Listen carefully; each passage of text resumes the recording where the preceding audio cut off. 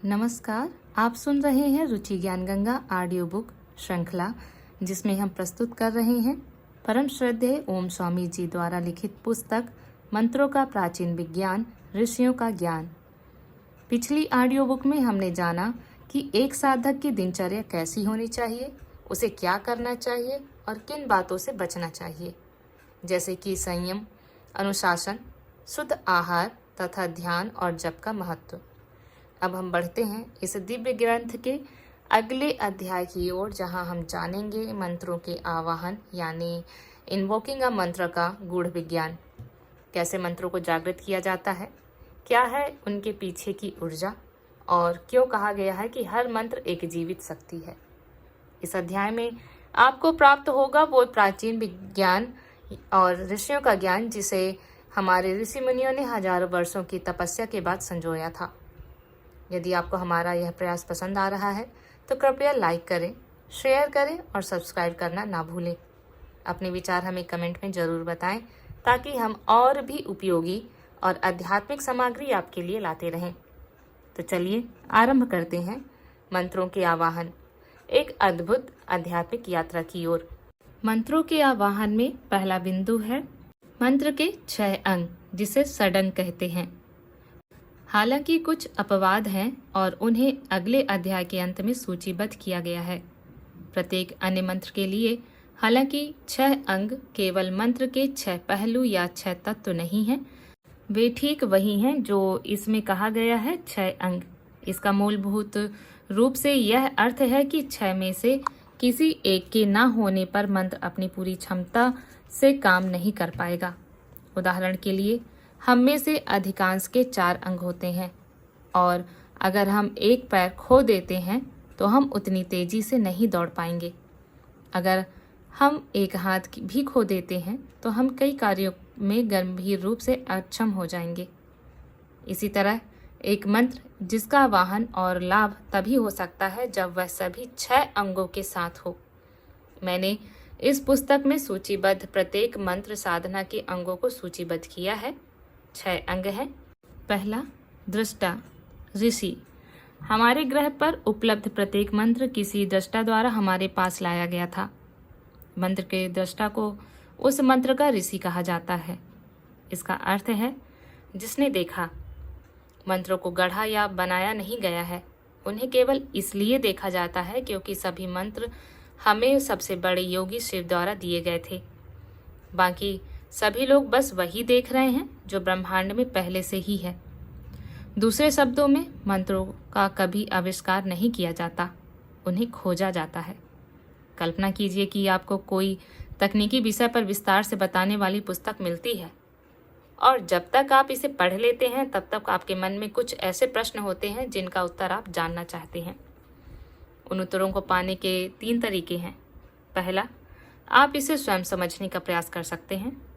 दूसरा, आप उसी विषय पर अधिक साहित्य पढ़ सकते हैं और देख सकते हैं कि अन्य लोग क्या कहते हैं। और तीसरा, आप बस पुस्तक के लेखक से संपर्क कर सकते हैं और अपने प्रश्न पूछ सकते हैं।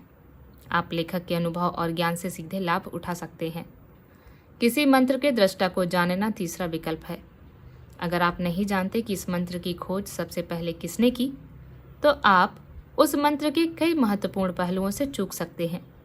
उदाहरण के लिए, सभी मंत्र जिनमें महान ऋषि वशिष्ठ दृष्टा हैं, उनमें मंत्र सिद्धि की संभावना बहुत अधिक है।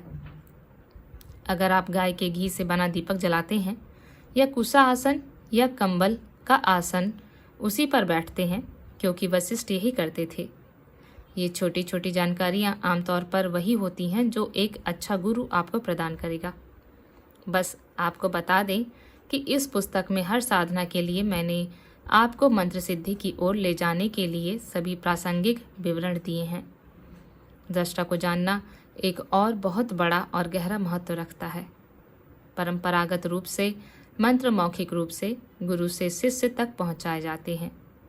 जब आप मंत्र के दृष्टा को स्वीकार करते हैं तो आप जानते हैं कि किसका आवाहन करना है। आप जानते हैं कि आप किस वंश से जुड़े हैं और आप यह भी महसूस करते हैं कि अपने गुरु से वही मंत्र सुनना कितना बड़ा सौभाग्य है जिसे ऋषियों ने कई दासियों सदियों और सैकड़ों नहीं हजारों वर्षों की अवधि में एक से दूसरे को दिया है। यदि एक माँ अपने गर्भ में बच्चे को लेकर जाकर और उसका पालन पोषण करके परिवार का विस्तार करती है, तो एक दृष्टा मंत्र को आगे बढ़ाकर अपने आध्यात्मिक वंश का विस्तार करता है। मंत्र दृष्टा की आध्यात्मिक शाश्वत और अमर संतान है।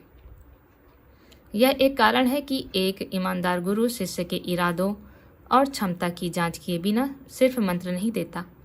देवता हर मंत्र का एक देवता होता है। यह इसका दूसरा पहलू है। मंत्र के देवता में कुछ खास गुण और विशेषताएं होती हैं जिन्हें साधक प्राप्त करना चाहता है। हर देवता का एक रूप और गुण होता है जिसका उपयोग आमतौर पर ध्यान के लिए किया जाता है। देवता मंत्र की संभावित ऊर्जा का प्रतिनिधित्व करते हैं। इस क्षमता तक पहुंचने के लिए ही हम मंत्र का जाप करते हैं या उसके साथ एक हो जाते हैं। देवता मंत्र के पुरुषत्व पहलू का प्रतिनिधित्व करते हैं। जब मैं पुरुष तत्व कहता हूँ तो मेरा मतलब यह नहीं है कि देवता हमेशा पुरुष ही होता है। एक मंत्र में एक महिला देवता हो सकती है और कई मंत्रों में महिला देवता ही होती है।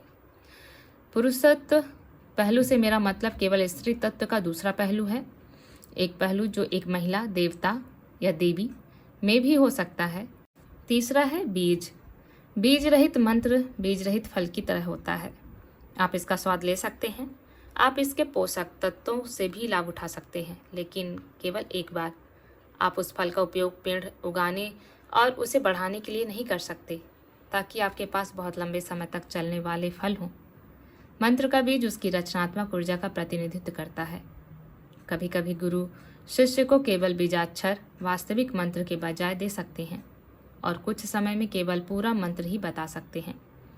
जब मंत्र साधना उसके बीज के ज्ञान के साथ की जाती है तो यह अपरिवर्तनीय और उल्लेखनीय आत्म परिवर्तन प्राप्त करने में मदद कर सकती है। चौथा है ऊर्जा, शक्ति। आइंस्टीन ने एक बार कहा था, जब तक कुछ नहीं चलता तब तक कुछ नहीं होता। खैर, मंत्र की ऊर्जा, शक्ति उसका गतिज पहलू है। यदि देवता पुरुष पक्ष का प्रतिनिधित्व करता है तो शक्ति स्त्री पक्ष का प्रतिनिधित्व करती है। साथ में वे मंत्र को पूरा करते हैं। शक्ति के बिना मंत्र का कोई उपयोग नहीं है। मंत्र योग के मार्ग पर यदि मंत्र की ऊर्जा ज्ञात नहीं है तो आप उससे लाभ नहीं उठा सकते। यह गति है जो कुछ भी करती है। प्रजनन गति है जैसा कि सृजन है। विकास गति है जैसे कि विकास है। यह मंत्र की शक्ति के कारण है कि हम वास्तव में उस मंत्र का उपयोग करते हैं। छंद, मीटर। सभी वैदिक मंत्रों को एक निश्चित वैदिक छंद का पालन करना चाहिए जिसे छंद के रूप में जाना जाता है। वे निर्धारित करते हैं कि विभिन्न अक्षरों को मंत्र में कैसे समूहीकृत किया जाए। प्राचीन काल में जब ऋषिगण कभी कभी बुर्ज या ताड़ के पत्ते पर लिखते थे तो कुछ अक्षरों के समय के साथ धुंधले हो जाने या अक्षरों की गलत व्याख्या होने की संभावना अधिक होती थी। मुख्यतः इसलिए क्योंकि लेखन उपकरण अक्सर किसी पेड़ की नुकीली टहनी या कभी कभी तांबे, चांदी या सोने से बनी छोटी छड़ी सलाका होती थी। स्याही किसी फल या फूल के रंग से बनाई जाती थी। अक्सर छोटे फॉन्ट में लिखे गए ऐसे आड़े तिरछे अक्षरों में सुलेख संबंधी उत्कृष्टता का अभाव होता था। इसलिए मंत्र का गलत उच्चारण करने से बचने के लिए इसे एक ऐसा छंद दिया जाता था जो अक्षरों की व्यवस्था को दर्शाता था। पत्तों पर मंत्र या साधना लिखने के दिनों से पहले भी जब सब कुछ पूरी तरह से मौखिक रूप से प्रसारित किया जाता था, मंत्रों को छंद दिए जाते थे ताकि साधक उन्हें याद कर सके और सही ढंग से उनका जाप कर सके। मंत्र में लय किसी भी संगीत रचना में लय जितनी ही महत्वपूर्ण है। वेदों में 21 छंद हैं जिनमें से 6 का सबसे अधिक बार उपयोग किया जाता है। छंदों की पूरी सूची विस्तृत नोटों में पाई जा सकती है। 6 प्रमुख मीटर इस प्रकार हैं या 6 प्रमुख छंद इस प्रकार हैं। पहला, गायत्री। इस छंद में एक छंद में 24 अक्षर या प्रत्येक छंद में 8 अक्षरों वाले 3 छंद होते हैं।